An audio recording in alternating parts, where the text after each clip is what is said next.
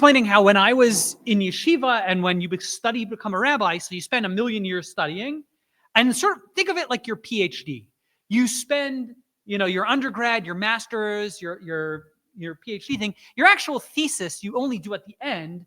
So that's sort of what's called studying for smicha, rabbinic ordination. And in the way, for whatever reason, the way Klal Yisrael, the Jewish people, how we give rabbinic ordination, it's after you've done all the prerequisites to actually study for your what's called smicha, which is typically referred to as rabbinic ordination. You study the laws of kashrus. This is it.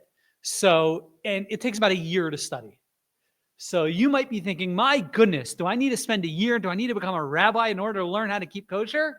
The answer is yes. Get started. No. The answer is no. The answer is an emphatic no. 98% of this book is what happens when things go wrong. It's very nuanced. It's very complicated. It's what do you do when things go wrong? That's not what you need to worry about.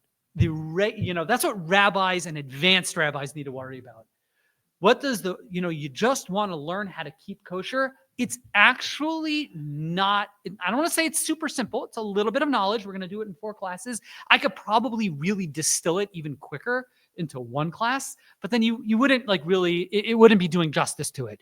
The goal of this crash course is really just to get a good, healthy baseline knowledge, baseline review on what it means to keep kosher. But it should be noted, it's a baseline knowledge. The questions, what happens this, what happens that, it can it can get very involved and very deep, but you really don't need, I'm trying to unintimidate everyone. It's really not that much information. It's information, but it's not a crazy amount of information, number 1. Number 2, if you are not currently a kosher consumer and you're thinking about becoming, a kosher consumer, it's very doable. It is a lifestyle change. There's no question about it. It is a lifestyle change, but it's very doable. I think I've mentioned in this group or at the explanatory service, I had a friend who learned late when he was in his mid-20s that he was a diabetic, and he had to make some lifestyle changes, what you can eat, what you can't eat, right? My guesstimate, this is not scientific, nor is this, with any type of precision at all. The jump, if a person, God forbid, it's not God forbid, if you find out you're a diabetic, it's not the end of the world. You'll live a happy and healthy life. You just have to make lifestyle changes. You'll be fine. The jump or the gap in terms of lifestyle changes from being a non-kosher consumer to being a kosher consumer is probably smaller in many respects. It's a smaller jump than from being non-diabetic to being a diabetic. So that, just to give perspective and hopefully to give encouragement that you can do it, and it is very doable. How long does it take to become a kosher? Overnight, in theory. Realistically, if a person's totally not a kosher consumer, you want to give yourself, you're going to make 1,000,000 mistakes, and you got to give yourself 12 months. Not that it's going to take 12 months, but it's a process in the sense that you got to learn what to do and what not to do. And it's okay. You're going to make mistakes, and that's fine. Like everything that we talk about here in life and personal growth, we talk about have goals. You can achieve those goals. Don't be scared by, hey, this is a goal that you can do it. You absolutely can do it. Speak to anyone who went from being a non-kosher consumer to being a kosher consumer. They will tell you it is absolutely doable. You can do it. And like everything in life, baby steps. Don't worry.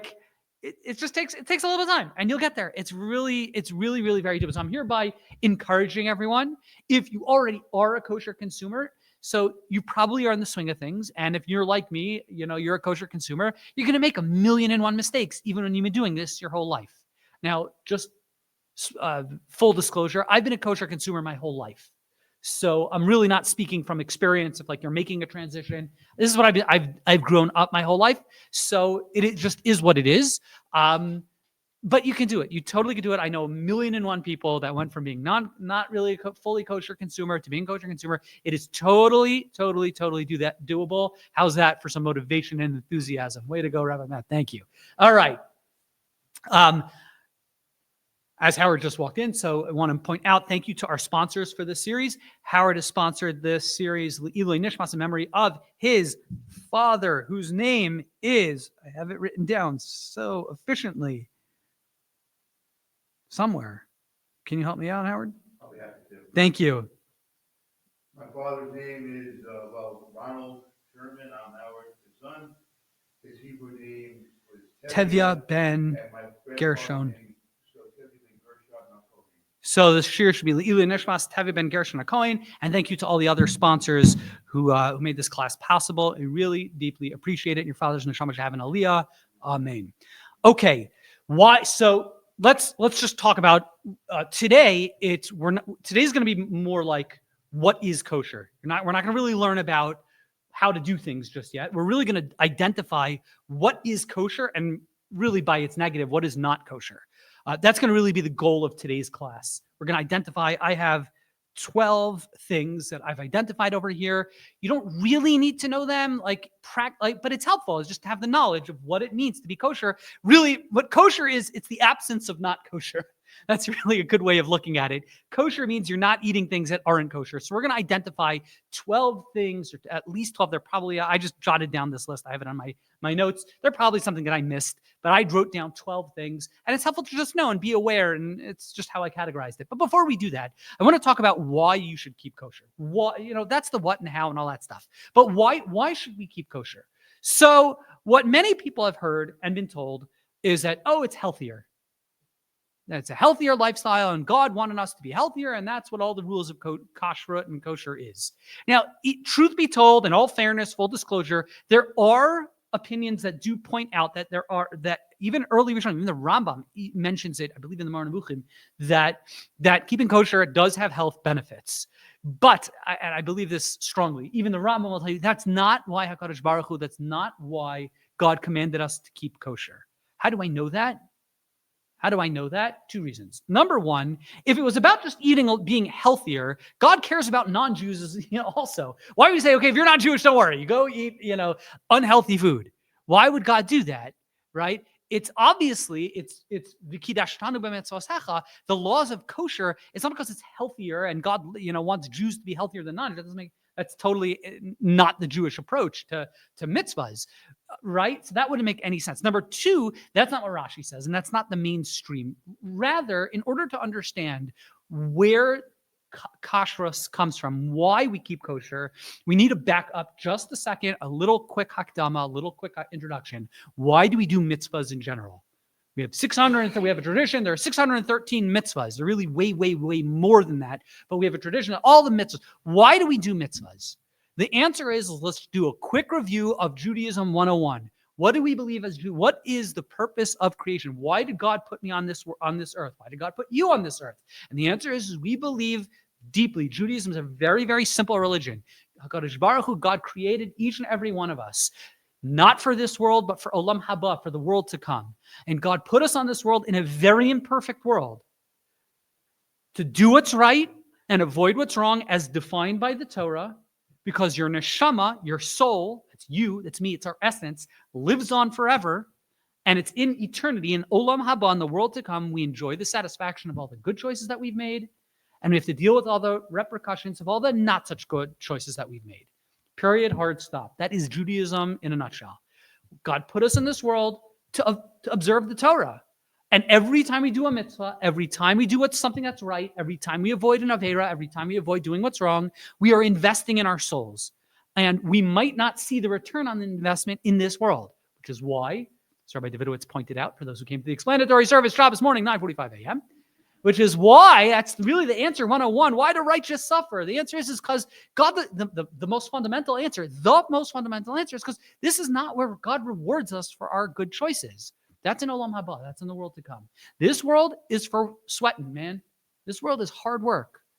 We should hopefully have, when we pray, to be able to enjoy this world, and we're not looking for suffering, but to understand and to recognize God just put on this very, very temporary world, very, very imperfect world, so that we could do the mitzvahs and avoid what's wrong, because our souls, our neshamas live on forever. Now, the mitzvahs are outlined in the Torah. Mitzvahs, as a general rule, are not as a general. Ramban, Rabbi Moshe Nachmanides, identifies, or he categorizes, mitzvahs fall into three categories. Category number one is called mishpatim. What are mishpatim? Laws. They're typically understood as laws that are rational, in the sense that laws of justice, laws of kindness, civil law, laws that we can sort of understand. Any society will have some version of them to some degree. And many of the laws, more than that, they're like, V'ahavta l'reacha kamocha, love your friend like you love yourself. Some of the fundamentals of Judaism. Mishpatim, they're almost, I don't want to call them intuitive, but they are rational in the sense that now God gives them, they make sense. We get it. You can't punch somebody else. If you break someone's windshield, you got to pay for it. Civil laws of things like that. That's one category. Category number 2 is what the Ramban calls an edus. An edus is a testimony. I like to call them ritual laws. There are many laws in Judaism that are ritualistic. In that, good way of looking at them is I wouldn't have come up with it on my own if I was inventing a religion. If I were to be God for a day, I might not come up with it on my own. But now that God gave them to us, they make sense. We understand what they're here for. Classic example, and they're usually ritualistic. They are remembrances. They are ways of reminding ourselves. Classic example, Shabbos. Why do we observe the Shabbos? It's a way of reminding ourselves. 6 days God created the heavens and the earth, and on the seventh He rested. So we rest too, as a way of reminding ourselves of that truth. We eat matzah on Passover. Now, I wouldn't have come up with those mitzvahs maybe on my own, but when God tells us do these things, we know exactly what He has in mind. These are rituals of commemoration, rituals to remind us. That's the lesson of tefillin, mezuzah, tzitzis. These things are ways of ritual reminders of fundamental ideas in Judaism. That's called an eidos. That's the second category. But then, of course, there's the third category of mitzvahs. The third category of mitzvahs are what's called chukim. Let me say that again. Chukim, or a chok in singular. A chok, I'm going to just translate it, not that it's helpful, a statute. What they are just laws. Some people translate them as irrational. That's a very poor translation. I don't like that translation. They are laws that are maybe irrational. I don't even like that translation. They're laws that we don't necessarily understand. I'll give you an example, a very helpful example. In life, we have different kinds of relationships. You have a relationship of, let's say, a spouse to another spouse, or a parent to a child. And spouse A tells spouse B, hey, can you buy me flowers? And spouse B buys them flowers. I get it. Makes sense. Right? That's one type of relationship. We have our relationship with God. We refer to God as Avinu. He's our Father. So a lot of the mitzvahs that He commands us to do, they have a certain logic to them. We understand them. We can grasp them. We can understand sort of the lesson or the focus or the motivation, as it were. Not that God has needs or motivations, but we understand the message behind it. But there are other mitzvahs, there are other relationships that aren't quite like that. Use the following example. Imagine a soldier. You're a soldier. Your name is Private Meth. And General Kaitanik says, Private Meth, I want you to get Hill 103. And I say, General Kaitanik, I want to get Hill 104. I think Hill 103 is stupid. I think Hill 103 makes no sense. I think Hill 103, I don't understand it. What happens if I say that? I'm insubordinate. I got thrown in the brig. You can't do that. Now, is there a reason why I'm supposed to get Hill 103? Of course. But my job in that kind of relationship, when I'm a soldier, is to follow my orders. Now, it might be a helpful at a different time and place to understand. I'm curious why Hill 103 versus 104. What's the rationale behind it? Maybe that's it. I mean, it's an interesting question. It's a fair question. I might be privy to that answer. I might not. But in my relationship as a soldier to my superiors, is I'm going to follow the orders, and I'm not going to just say, well, I'm only going to do it if it makes sense to me. And that's what a chok is. There are some types of the mitzvahs, some of the mitzvahs that God commands us. We do them. We don't really understand them, not because that people say, well, they're illogical because mankind can't understand them. That's a very poor way of looking at it. Rather, a better way, more helpful way of looking at it is the nature of the mitzvah is such that God gave us some of the mitzvahs, some of the commandments, where there is a purpose and there is a reason for it. And actually, the ultimate reason is it's actually going to make us better in some way. But we're not privy to understanding exactly the pathway of why this is exactly good for me. Rather, we're going to do it because the general said, get Hill 103, right? We talk about God being Avinu, He's our Father, but He's also Malkeinu, He's also our King, in the sense that we're going to follow some of the orders even when we don't get them. The laws of kashrus, Rashi tells us, and it makes a lot of sense, fit this last category. Most of the laws of kashrus, most of the laws that we're going to see, there isn't really a human rationale behind it that we could say, yes, pork is bad, beef is good. There's no difference between pork and beef. It's exactly the same. It's not healthier. It's HaKadosh Baruch Hu, God, in his infinite wisdom, a wisdom that we will never understand. That's what he said. And that's a very, very defining part of Judaism, I believe. Judaism is about our relationship with HaKadosh Baruch Hu, our relationship with God. And we recognize fundamentally that God is infinite and his wisdom is infinite. And there are going to be parts of that religion where I'm like, okay, I got it. I'm just going to follow orders and that's okay. Now, if our entire relationship with God is like that, you're going to have a problem. You're going to get frustrated and you're going to have an imbalanced relationship with God. But on the other hand, if our expectation is everything that I do in my religion, I have to be able to understand on the most deepest of level, why pork and no, yes to beef, no to pork. And if I don't understand it, I'm not doing it, that you're setting yourself up for disappointment in religion, but frankly, you're going to be setting yourself up for disappointment in all relationships in your life. Because if the only time I'm going to do something, now that doesn't mean this is not blind faith. It's not blind faith. And I want to just highlight that. It means I trust in the system. When my doctor, who I've had a lot of experience with, says, take this pill, it's not blind faith that I'm going to take that pill. Even though I can't explain why this pill, what it does, but I understand. I understand who he is. I have a trust. I have a relationship. There's history. There's so much more that I understand. So if he says to do one thing that I don't fully get, it's not that it's a crazy thing he said to take this pill. No, it makes sense. I don't really fully get it, but I can still work. Not that it's totally illogical. I can work with it, but I don't really fully understand the why. That's what kashrus is going to be all about. And that's a very defining element in our relationship with HaKadosh Baruch Hu. Some of the mitzvahs that we have, some of the mitzvahs that we do, we don't fully understand. Am I making any sense? Any questions before we go on? All right, here we go. Buckle your seatbelts. Let's start talking about, Howard's got a question, and then we're going to...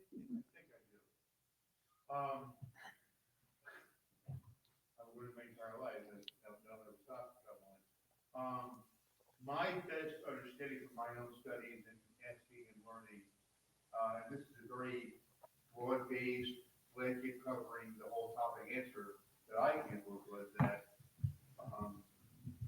that non-kosher food poisons the soul. Okay, so I thank you for bringing it up. So maybe just before we begin, Howard did point out, and this is a very good point, is that we shouldn't just say, okay, whatever, it's just a thing and move on.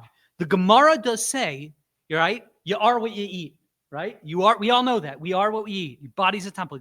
And by the way, nutrition and health and eating healthy is not part of this curriculum, but we should point that out. And it is worth pointing out. And actually, I shouldn't say, we will talk about some dangerous foods. You're right. We should be very careful with what we eat in general, right? Eating the right things or a balanced diet, healthy, of course. The Talmud does say that that by eating non-kosher, it creates timtum halev. Timtum halev, I'm going to translate that poorly, dullness of the heart. It does impact us, and I believe that deeply. It's not but it's not a physical repercussion. It's a spiritual element. When we eat something that you're not supposed to eat, it becomes part of you. You are what you eat. Now part of you is something that shouldn't be there. And it does create a physical ramification of some sort. So again, it doesn't really explain why pork versus beef versus chicken, but your point is dead on. Eating non-kosher does have ramifications. It absolutely does. And I by the way, it's one of those things I believe deeply. Absolutely deeply. All right. Let's talk about what is kosher. Let's get to it. Let's roll up our sleeves. Now, as I mentioned, when we talk about what is kosher, there's really what kosher is the absence of not kosher. Okay? So the way we're going to do this the next remaining few minutes is let's identify some things that are not kosher. So item number 1 out of 12. And let me just preface it by saying the first 1, 2, 3, 4, 5, the first 5 items, and there are going to be subcategories of these first 5 items, are you have to have kosher meat. Okay, now there are going to be at least 5 things that make meat kosher. Now, the good news is the way you do that is you go to Smith's or you go to some kosher supermarket and you get the kosher meat, right? You don't really need to do much. You just buy the kosher meat and you can bypass it bypass these 5 things. It's, right? Yeah, we live in such an advanced, blessed society. Like, where does meat come from? The answer comes from the grocery store, right? Now, it obviously comes from a farm, and there is a slaughtering house and a butcher and all that stuff. So let's just go through. So you don't really need to do any of these things. When you buy kosher meat, the following 5 things have already been taken care of for you, but it's helpful to know what is it that you're buying when you buy kosher meat. Number 1 is kosher meat needs to come from a koshered species animal, meaning there are some animals that by definition, no matter what you do to it, it's not kosher and it cannot be eaten. Okay, we're going to break animals. So this is category number 1. Within 1, there's 1A, 1B, 1C, and 1D. Okay, we're going to have 4 subsections. You have 4 categories of life, or animals. Number 1 are land animals. Land animals. What's the definition of a koshered species land animal? It has, come on everyone, split hooves and chews its cud. It's a ruminant. That's the fancy way of saying it, chews its cud. What does that mean? I don't know, but when I had a rabbit many years ago, I had a pet bunny rabbit. Apparently they're ruminants. They chew their cuds, but they do not have split hooves. It means, I don't know exactly what they're doing, but they have multiple stomachs. I'm not a scientist, but it has to do with rumination and eating multiple things.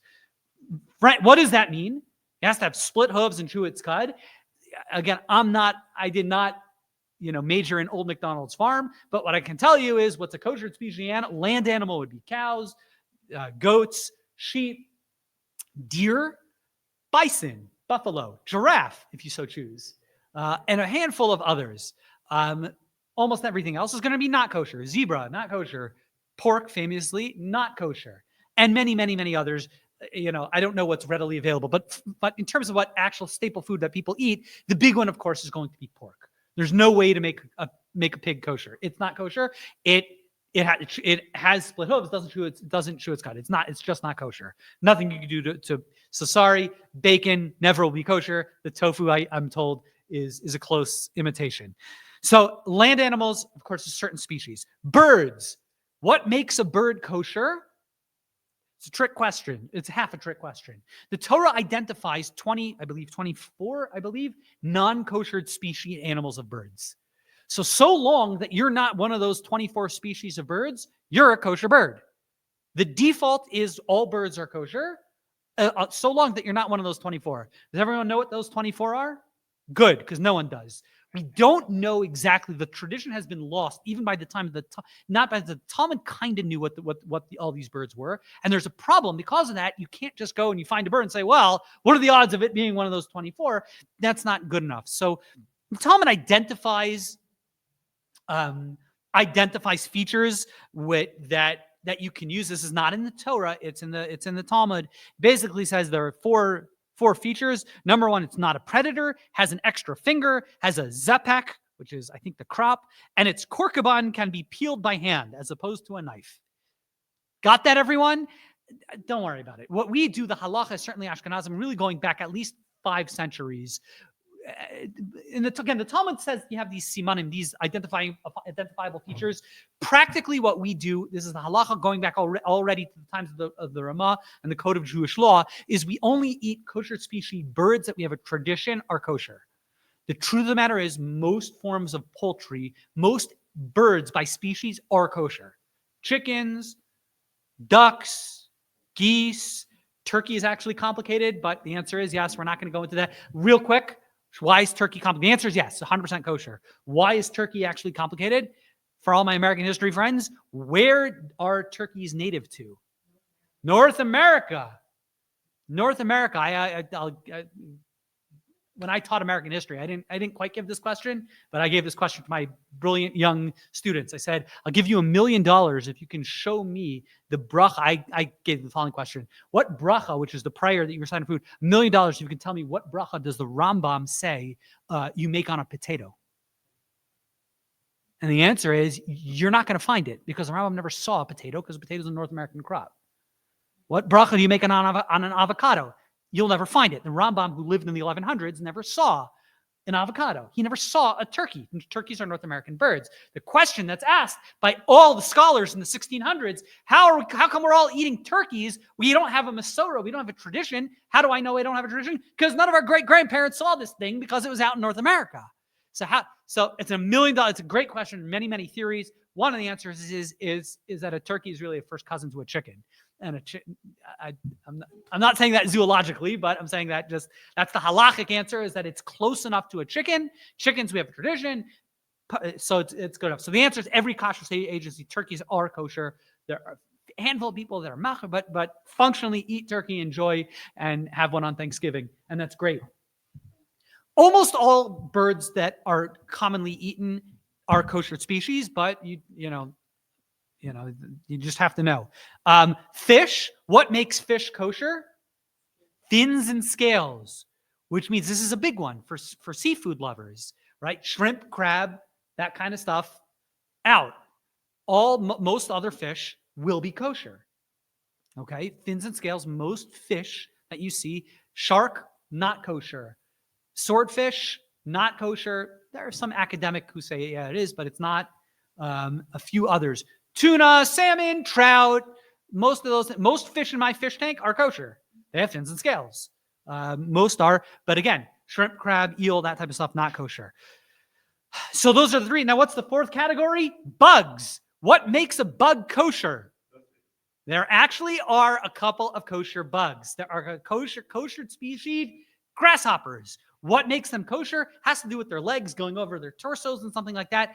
Functionally, you have to have a Masorah, same as birds. You have to have a tradition that these grasshoppers are kosher. Does anyone have these traditions anymore of kosher grasshoppers? The answer is yes, we do. Sfardim. There are Sfardim that, and I know one, my friend's father in Morocco used to eat grasshoppers. That's disgusting. Yes, I agree. But you can now, if you're an Ashkenazic Jew, are you allowed to follow the Sephardic tradition? I'm not answering that question until it becomes practical and you find someone who wants to eat a grasshopper. Come see me and I'll answer that question. But there are kosher species grasshoppers. It's obviously not a very practical thing. Other than that, all bugs are unkosher. Okay, so that's category number one, kosher species animal. Good? Here we go. Number two. Assuming that you have a kosher species animal, it needs to be slaughtered appropriately. Now, fish and bugs just need to be dead. Okay, the kosher species fish, kosher species bugs, they just need to be, there's no real ritual slaughtering that needs to take place. Provided that they're dead, you can eat it.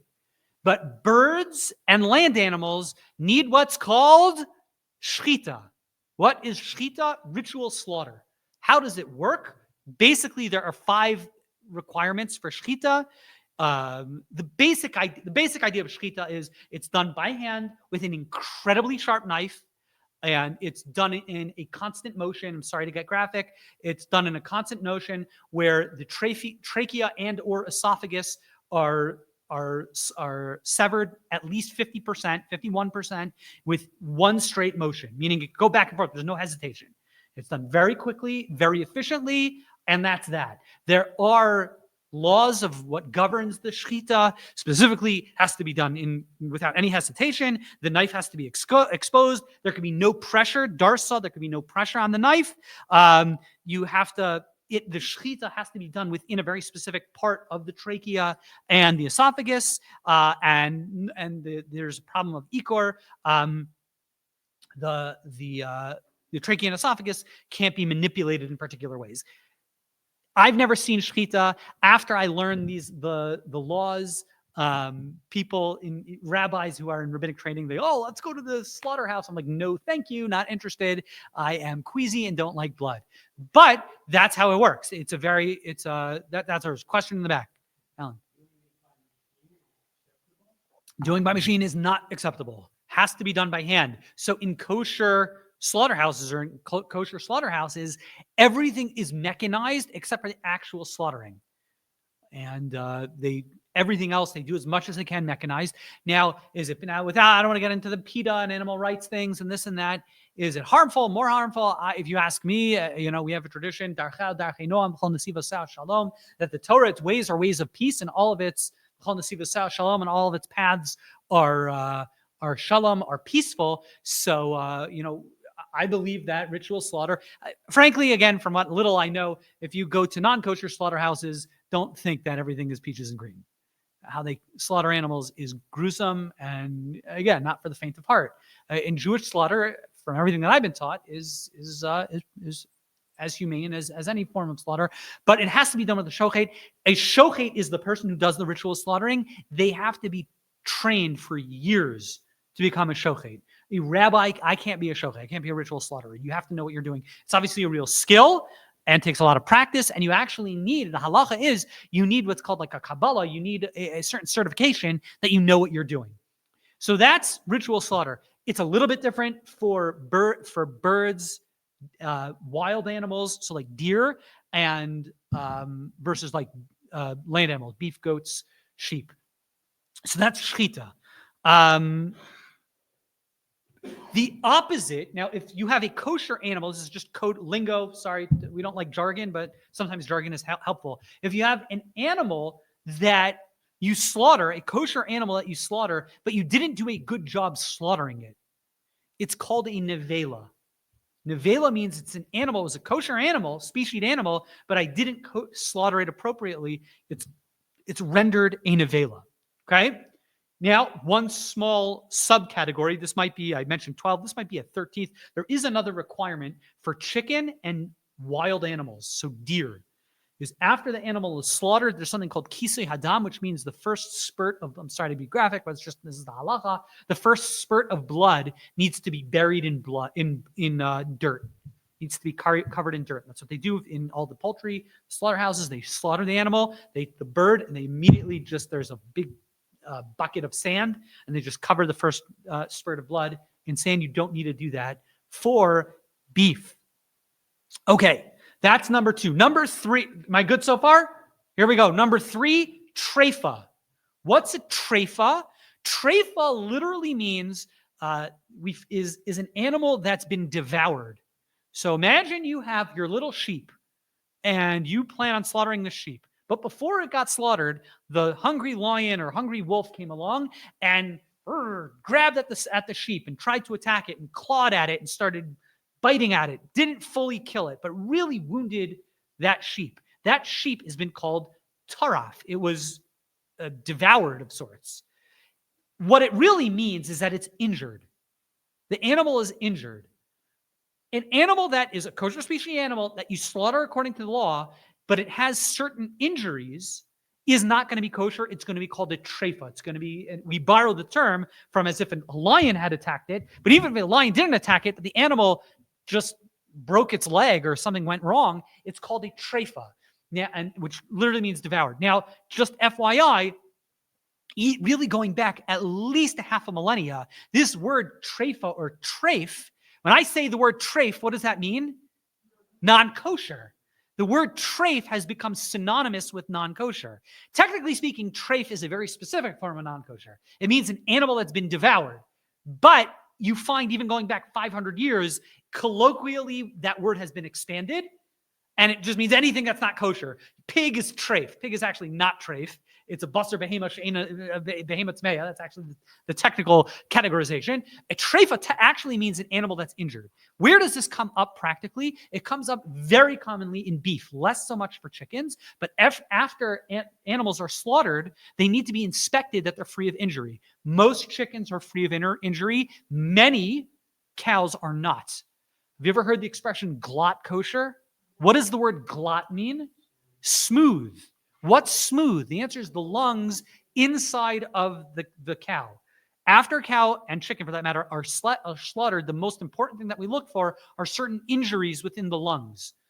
We want to make sure there are no punctures, that the cow didn't eat like a needle. Cat, like my dog, God bless it, right? It'll eat anything.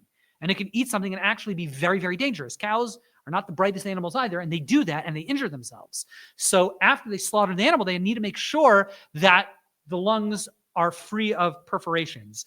There is a higher standard of just how free of perforations for inspecting the lungs of cows. We want to make sure it's glot. It's totally smooth. Okay. It used to be back in the good old days, like 100 years ago, when we lived in a much poorer society. So you couldn't discard cows that were kosher, but not glot kosher, because that was very, very expensive. Nowadays, thank God, we have we live in a infinitely wealthier society than we did 50 years ago, 100 years ago. You basically can't find kosher beef that's not glatt kosher. It's so people use the word glatt kosher to mean higher standard. So people will say this cream cheese is glatt kosher. That makes no sense.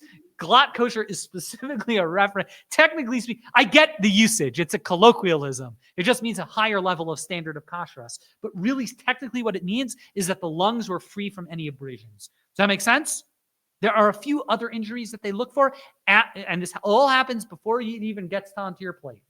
And the slaughterhouse, they do the slaughtering. The next thing that they do is they make sure that the animal is free of injury. Good? Terrific. The next thing that needs to happen is there's a prohibition against eating blood. Blood. You cannot eat blood. Rabbi, what if I get tooth injury? I lose my son, my 12-year-old kid, loses his tooth. He's got blood in his mouth. Do you have to spit everything out? And the answer is no. Human blood is actually not a problem, and so long that it doesn't leave your mouth. If it leaves your mouth, so for example, if you eat an apple and you get blood on the apple, you don't have to throw out that apple, but you can't eat that part that has that little blood on the apple. Tell that to your kids. But any blood from any kosher animal, so from so chicken or beef, the blood in the animal is not kosher. So what needs to happen? You need to drain the blood out of the beef or out of the poultry. How do you do that? This is a process called melicha. What does melicha mean? Salting. There's a very, very specific tradition that we have. What blood is considered, not all blood is prohibited. It's only certain types of blood in the animal. We have a tradition that there's a very specific form of ritual salting that happens to all of your meat before you get it. It's been salted probably at least an hour totally covered in salt. The salt draws out the blood. After that point, if you get a package of meat, everyone has, oh my gosh, Rabbi, you get the package of meat, you ever buy a package of meat, and it's like kind of red in there, like, what is that? That's not blood, that's not dam, that's called muhal, or mohul, or muhal. What is that? I don't know, but it's a gross sounding word. It doesn't sound good. But in halacha, whatever after it's been appropriately salted, anything that comes out is considered muhal. I'm going to translate it as residue. It's not halal. Obviously, it's biologically, it's probably some kind of blood residue, but it's not halachic blood. Halacha is that's okay. But your meat needs to be salted. Poultry, beef, all of it gets salted. Okay, that was item number 4. Item number 5, yes, question from my digital friends.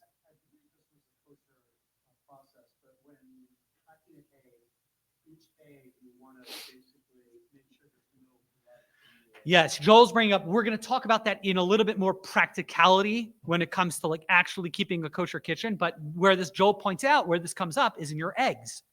You ever seen a blood spot in your eggs? It comes up all the time. Same problem.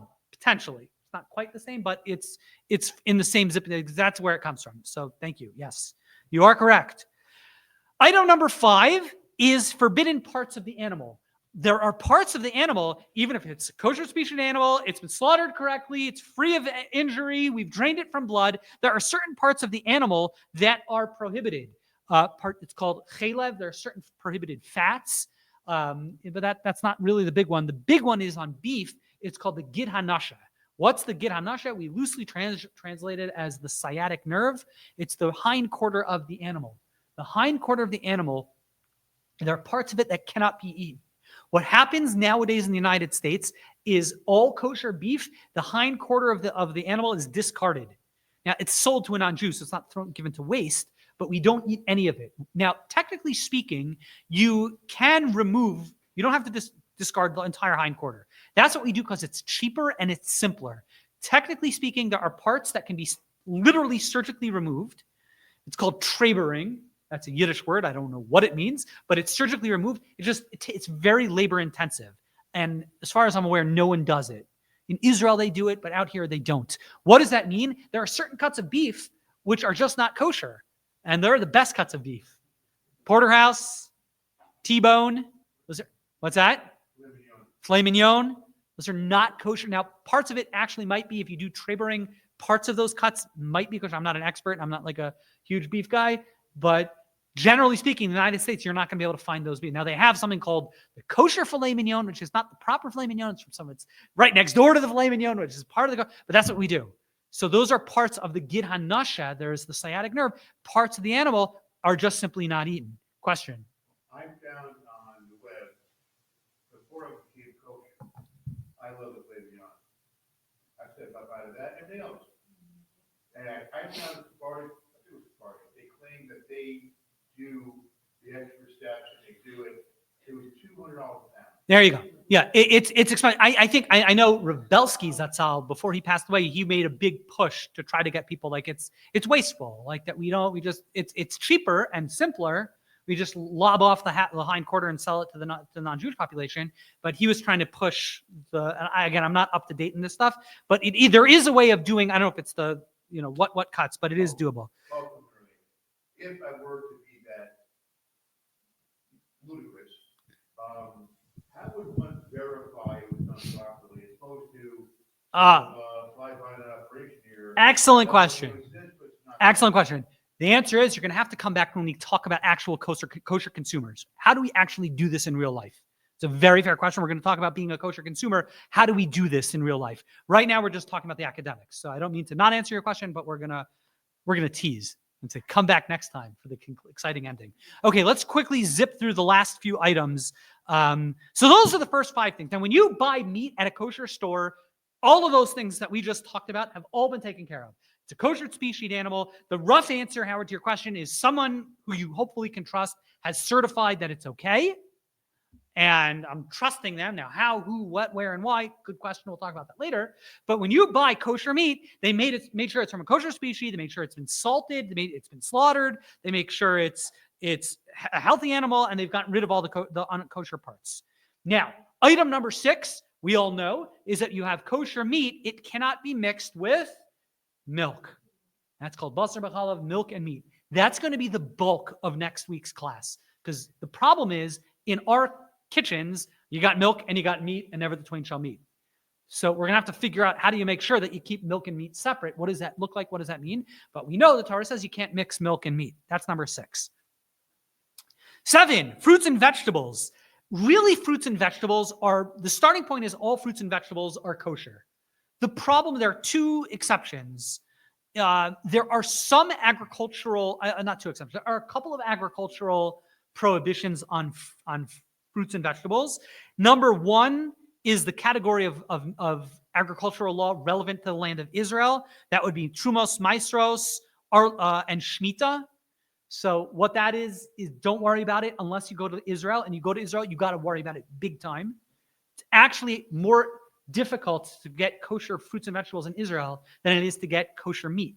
Kosher meat, every meat in Israel is kosher. It might not have the best standard, but all meat in Israel is kosher. Not all fruits and vegetables are kosher, because there's something called trumos and maestros, which are the tithes that need to be taken off in the land of Israel. It's very easy to do, but it has to be done by someone knowledgeable. So out here, you don't need to worry about it. There are a couple other things called klayim, which are certain. You're not allowed to graft fruits or vegetables. If you bought a grafted fruit and vegetable, it's totally okay. But if you're planting in your backyard, you can't graft the fruit and vegetable. And if you do, you shouldn't, whatever. Don't do it. If it's done, it could be eaten, but you can't do it. Bugs are going to be we're going to talk about that in a later class. Really, a good way of looking at it is all fruits and vegetables, again, basically are kosher. Basically, all bugs are not kosher. Oftentimes, they crash into one another. Oftentimes, your own main lettuce is actually a science experiment. You don't want to know what's going on in there. It's a zoo. You have to wash your romaine lettuce. There are things you need to do to make sure you're getting rid of the bugs that are in your fruits and vegetables. Okay? That was number 7. Number 8, grape products. Grape. This is actually only one other big one when it comes to fruits and vegetables. Grape products need to have kosher certification. What that means is things that are a byproduct of grape need to be done under kosher supervision. You have to have a Jew who processes it. What that means is grape juice and wine. Most wine is not kosher. Wine needs to be kosher certified. We've come a long way in wine production. When I was growing up, what was the kosher wine? Manischewitz, and it was awful. Nowadays, there are a billion great wines. They're delicious and they're amazing. You just have to know where to get them. But grape products are going to be a challenge. They need to be processed under supervision. So that's going to be another significant one. No, what's that? Grapes themselves are fine. Grapes themselves, it's a product of grapes. So grape juice, a lot of times if there's where it will come up is like you have where it can come up is like you have a fruit roll-up type of thing and it's grape flavored. It's going to absolutely need certification. If it doesn't have certification, it's real grape. That's actually not kosher. It's not just, oh no, it's not being, no, it's actually not kosher. Grape soda, Welch's grape juice for like 20 minutes was kosher. Yeah, you think you could still find it, but about 15 years ago, it became kosher, then I don't think it is anymore. But grape juice, you're going to have to buy the Kedem, which isn't bad. I remember when Welch's became kosher, I thought it wasn't not nearly as good as Kedem, but that's because I grew up on the Kedem grape juice. You know, that's the only kosher one that you can get. Okay, finishing up, because we're a little over, but we'll get you out of here within the next hour. We're going to zip up. We're going to zip through this. Number 9 is when it comes to certain baked goods, there is something called challah and yashan. What's challah? It's what Panina makes, and it's delicious, and I eat too much of it, and that's why I'm overweight. Panina is my wife, and she's an amazing baker, right? We think of challah is that ritual bread that we eat, right? Braided bread. So actually, that is what we call challah, is bread. It's actually not, technically speaking, what challah is. Challah is anytime if you bake bread, if you need dough. I don't do much of this, so my wife, I should really be here teaching the class. If it's a certain amount, I think if it's 5 pounds is with a bracha, but 2.5 pounds without a bracha, something like that. It's like something like 2.5. Do you know what it is?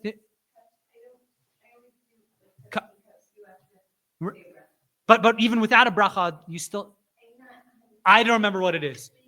It's a significant, meaning it's if you're just making a couple cookies, it's not a problem. If you're making like a bunch of loaves of bread, what you need to do is you need to take off challah. What that means is you need to take off a little bit of the dough. There's a prayer that's recited. What do you do with that dough? Don't burn it. People say you throw it in the oven and burn it. Don't do that. Because it's just, trust me, it creates all sorts of halachic problems. That's what everyone used to do. It's not best practice. Best practice, what do? Wrap it in a piece of foil and throw it in the garbage. But you need to do that. Why do you do that? It's based on a mitzvah. Originally, that was one of the tithes that was given to the Kohen. We don't have Kohens anymore. It needs to be taken out and discarded, and that you actually need to do. There's another thing called yashan, which is not a requirement. It is a stringency, but an important stringency, which is that the flour should have been harvested harvested is the best way of viewing it, from before Passover. Now, most bread nowadays, we are not particular for this, but there are those who are stringent who want to make sure that their bread is all from before the previous Passover. That's called yashan, which literally means old. That's a stringency. That is a worthwhile stringency. I try to do it as much as I can, but keep in mind that's something that exists. Number 10 question. Pizza. With what? Yashan or the challah? Absolutely. Absolutely. You go to the kosher pizza shop, every day they're taking off challah. They better be. They have a kashrus problem. I mean, it still would be kosher, but it's something you need to do. Number 10, something you need to watch out for is chametz on Passover. Bread on Passover, any leavened thing on Passover. Chametz, type of grain product that you had that was owned by a Jew on Pesach, on Passover, actually becomes not kosher after Passover. It's a real problem. It actually becomes not kosher. So what do? You sell it. You check back with me in a month and a half when we get closer to Passover. How do you deal with bread on Passover, and what do you do with that? We'll get there, but just be aware. It's something that you need to worry about. Number 11 is non-Jewish food preparations. That doesn't sound right. What that means is even if you have kosher food that is cooked exclusively by a non-Jew is a problem. What all that means is, so in every restaurant or any type of thing where you have a lot of non-Jews who are doing the food preparation, all you need to do is have a Jew who turns on the fire, and now you're good. That's good. And that's what happens in every restaurant, under any restaurant that has kosher supervision. The rabbi, or what's called the mashgiach, has to be the one who turns the flame on. Absolutely requirement, no exceptions. They turn the flame on, and then the non-Jew can do the cooking. But a Jew has to be part. Why this is true, not for now, the hour is late, but that's one of the last requirements. And then number 12, finally, is dangerous foods. You're not allowed to eat food that's not dangerous. Now, what is a non-dangerous food? So we all know don't eat arsenic. That's not going to be good for you. But we have a tradition that there are certain foods that have certain spiritual, or it's not really following natural. So the classic one would be, anyone? Fish and meat. Fish and meat. We tried it. We not tried. You can't have fish and meat together. It's not as stringent as milk and meat at all. You can have the same dishes and something like that. But fish and meat, what's the one example of where this comes up? Shabbos, you have to wash your plate, but there's one product. One product that's a problem. Anyone know? I'm going to butcher this. Please don't. I'm only going to say it if everyone agrees not to make fun of me. Worcestershire sauce. How bad did I say that? You know what Worcestershire? Say it again for us loud. What she said. That's often made with fish. Anchovies. And the problem is people use that on your meat. You can't do that. So the kosher Worcestershire sauce, right? So most of it that's kosher comes in one of two varieties. Either they make it not using anchovies, they use something else, or they do something to really blow up those anchovies so they're not halachically anchovies anymore, or they just use some other ingredient, or be very careful. The OU has gone back and forth when we talk about the kosher consumer. It's the one product that they will tell you it's kosher, but it's fish in it. And you just can't put it in your meat because it's considered dangerous, and that's that. Okay, we've gone 9 minutes over. I feel bad. We will, please God, next week. This was all background because, okay, this is great. These are products that are not kosher. How do I now actually set up my kosher kitchen? That's going to be in 2 classes from now. Next week, we're going to talk about the principles of keeping kosher milk and meat separate, what that work looks like. We're going to talk about secondary tastes, not or not, Tom Icker, all sorts of great stuff. We'll see you, please God, next time. And if anyone has any questions, I'm here to stick around.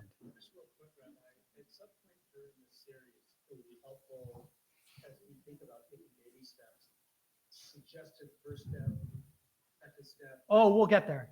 I'm going to do that a little bit later on. Today, the question was, hey, can I give helpful step 1, step 2, baby steps? The answer is absolutely. I can't do that just yet because today's class was just a basic outline. Honestly, everything I said today, you're like, oh, I don't know what the rabbi said. So watch the class and review. It's important, but you really don't need to know. It's just helpful. You got to know what it is, but to actually keep a kitchen kosher. What does it mean to be a kosher consumer? We're going to start walking you through that. I will point out, I will give general ideas of what you actually need to do, should do and shouldn't do, and refreshers and things like that. Case specific for each, in my house, what do I do? You should speak to me or another rabbi. You should get an individualized game plan. But yes, Joel, the answer is we're going to talk about being a kosher consumer, what that looks like. If that makes sense. Another question in the back. I've never seen it, nor do I want to, because I can't stomach it, but they stick their hands into it and feel it. It's with feeling. Is that amazing? That's my understanding. They feel it. Question.